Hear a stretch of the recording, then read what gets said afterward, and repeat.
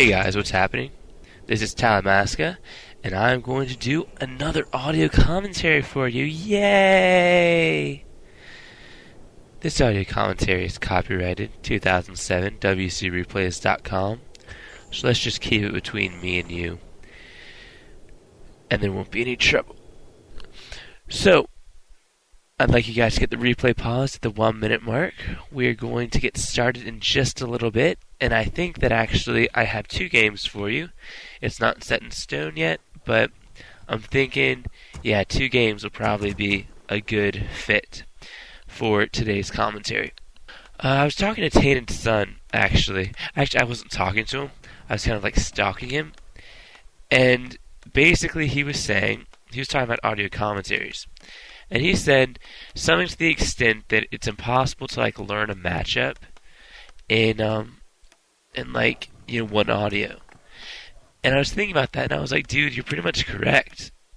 Yeah, he was like, you can't learn a matchup in one audio. And I was like, yeah, you're right, dude, because I think you're just really sexy. But basically he was saying that an audio commentary needs to be a little bit more than just going through a matchup, because in all actuality, you're not going to be like a pro at Human Mirror, for example, after you watch this audio.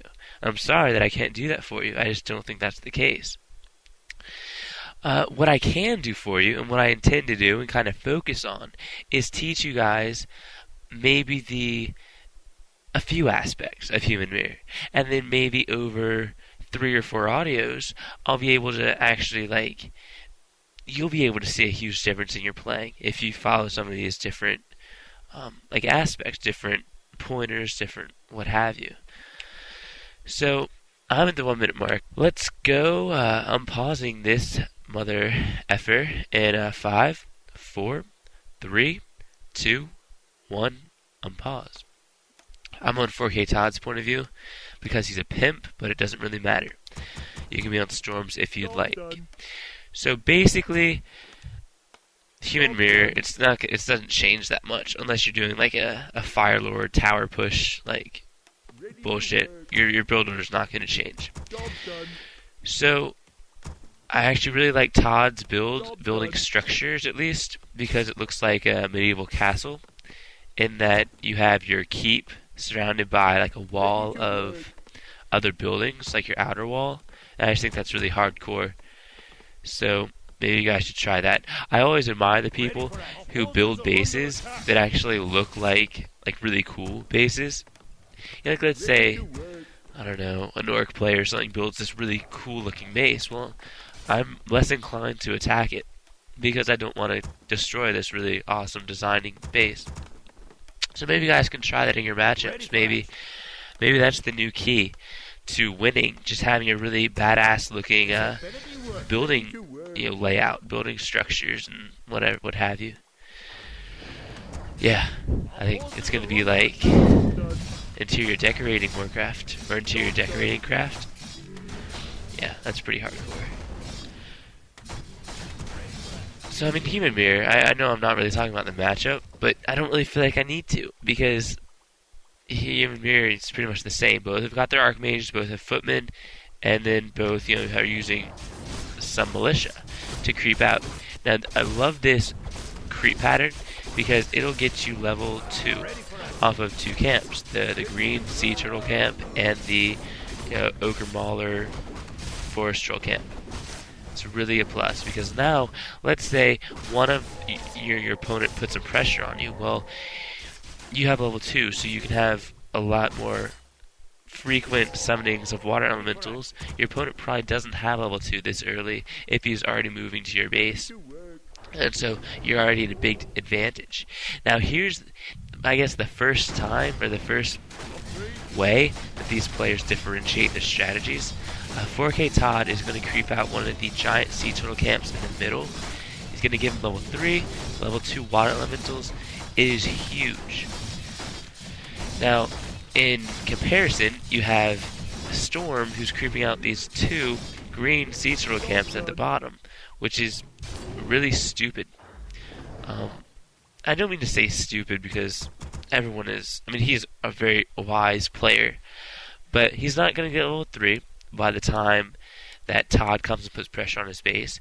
He'll be forced to use a TP. He's way far away from his base at this time. And yeah, I already mentioned he's not going to get level 3, so it doesn't really matter. He gets crappy items anyway. He gets like 2 hoods of the cloaks of shadows. So whoop-de-fucking-do. Like, you can hide 2 times as fast. Not really. You hide the same speed. It doesn't increase the chance you have to hide. Oh, what would be really cool? Okay, just a little aside. You know, he's putting pressure on his base. You have the level 2 water elementals versus level 1 water elementals. And that's pretty much the only difference as of now.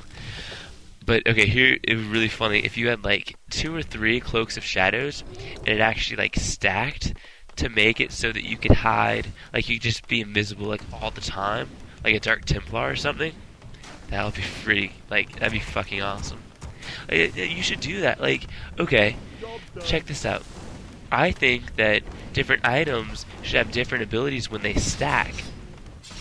Like, let's say you had 2 different kinds of orbs, I think they should stack, and then you have, like, a totally different kind of orb. And so then, like, 2v2s or something, you know, if you were undead and orc, you could have the corruption and the lightning orb, and it'd be something, like, completely different. Like, maybe a hellfire orb or something. I think that'd be pretty freaking awesome. Anyway, sorry about that, guys. Todd is not killing anything at the moment. He's got a lot of weak footmen, but you can't really expect to kill much when you're doing the footman battles early game, because both players, you know, depending on your micro and your opponent's micro, both players should be able to reasonably run away their units.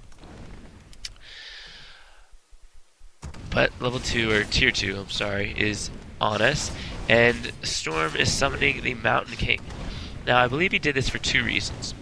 The first reason is the Mountain King with Stormbolt is very good at picking off footmen, and as of now, you know, that will be very effective in getting an early game advantage, as opposed to getting something like, I don't know, the Panda, which early game will not be able to pick off many footmen because